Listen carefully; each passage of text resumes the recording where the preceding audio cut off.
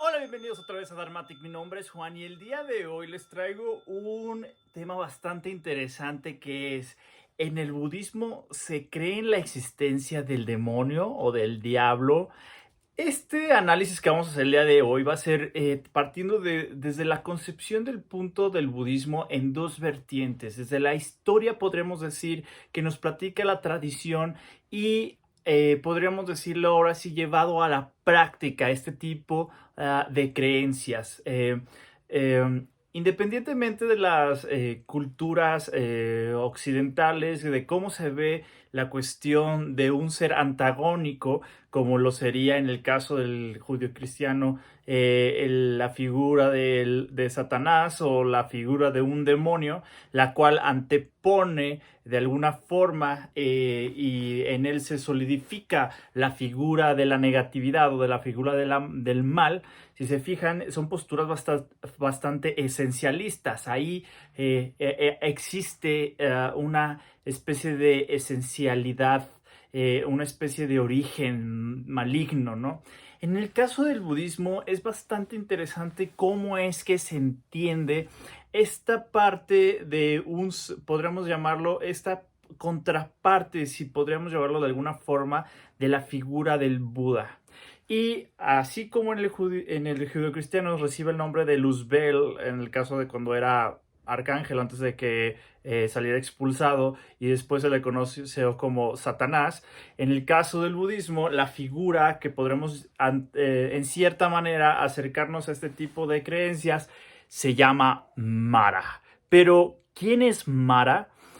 Como yo les decía, vamos a empezar el análisis por dos vertientes, por la parte de la historia que nos cuenta la tradición y la parte que nos explica o en cierta manera nos hace que sea aplicable esta creencia o este tipo de relatos, ¿no? Mara definitivamente es una de las deidades que el budismo toma prestada de la cultura védica. Esto es algo importante. Hay que recordar que el propio Buda se desarrolló dentro de una cultura tradicionalmente védica, aunque existía varios tipos de creencias alrededor, pero la dominante era justamente el vedismo, que pues posteriormente sería el hinduismo. Y de ahí toma del panteón varias figuras, ¿no? Como Brahma, Indra, y dentro de ellas está justamente la figura de Mara. Mara es considerado, no, es un poco distinto a la cómo podríamos decirlo, se tiene la connotación de Satanás en el catolicismo o en la cultura judeocristiana, sino que Mara, más allá de la encarnación del mal, se le conoce como el dios del deseo. Y como nosotros sabemos, el deseo es un gran issue para nosotros los budistas. Entonces Mara viene a encarnar, más allá de la maldad, la cuestión del deseo. Eh, entonces, considerando tradicionalmente a Mara, podríamos decirlo que es el dios del deseo. Esta figura en diversas ocasiones se le antepone al Buda. Sobre todo hay una muy importante escena dentro de la propia, podríamos decirlo, historia del Buda desde la tradición, en donde el Buda está justamente en las vísperas de la iluminación y Mara hace presencia. Se presenta ante el Buda y le presenta distintos obstáculos para que no se ilumine. El Mara estaba completamente orientado a evitar que el Buda se iluminara. Entonces hace con todas sus artimañas tratar lo más eficaz posible que Siddhartha no siguiera por ese sendero y lograra a final de cuentas el resultado del nirvana. Lo que hace Mara presenta en varias circunstancias, por ejemplo, lo primero que hace es que presenta a sus hijas, a 5 doncellas, que es y aquí es donde entramos a la parte explicativa un poco, aquí es la parte de los obstáculos que tiene el practicante, ejemplificada cada una de ellas. Hay la tradición dicen 5, hay otros que dicen 3. En el caso de las 5, 3 ejemplifican los venenos por los cuales los practicantes seguimos sufriendo, o el ser humano sigue sufriendo. A grandes rasgos ya sabemos que es la ignorancia, el apego y la aversión, ¿no? En la versión de las 3 hijas, ¿no? Conforme Siddhartha va ganando la batalla, se pone muchísimo más filoso Mara, ¿no? Y Mara lo que hace es que presenta a un ejército de monstruos armados, ¿no? Un gran ejército que va a atacar a Siddhartha para que persuadirlo o asustarlo y se levante del asiento de meditación y no logre su cometido, ¿no? Conforme estos van atacando con flechas a Siddhartha, las flechas le acercan poco a poco y lo que pasa es que van transformándose esas flechas en flores que llueven alrededor de Siddhartha, ¿no? Si nosotros nos fijamos en la primera parte de las hijas, lo que ejemplifican son los obstáculos comunes que tenemos como practicantes, ¿no? La segunda parte, lo que nos está contando un poco la historia aplicada, por llamarlo así, en la práctica, es el miedo a la muerte, ¿no? Y la tercera etapa es justamente ya es la última encarnación de Mara confrontando directamente a Siddhartha. Por ejemplo, en la película de Mi Pequeño Buda está muy bien ejemplificado cómo se le presenta a Mara finalmente a Siddhartha antes de que está casi ya rozando la iluminación y se le presenta como él mismo, como Siddhartha mismo, como un reflejo de él, ¿no? Y le dice... tú quien has ido más allá y que ha llegado a donde nadie más se atreve, por favor ser mi Dios, ¿no? Tú y yo juntos vamos a conquistar todo esto, ¿no? Esto suena un poquito como el paralelismo de cómo Jesús es tentado por el demonio. Y Siddhartha sigue su camino y le contesta, ¿no? A Mara. Y aquí es bastante interesante observar cuál es la respuesta que hace Buda y es súper del análisis de cómo contextualizamos la figura de Mara a la práctica, ¿no?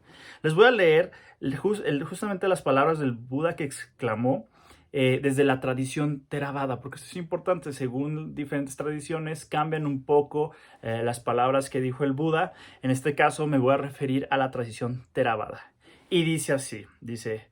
Habiendo buscado al constructor de la casa, he errado en el vórtice del samsara por incontables vidas. Sin poder escapar de la muerte, el sufrimiento se repite siempre.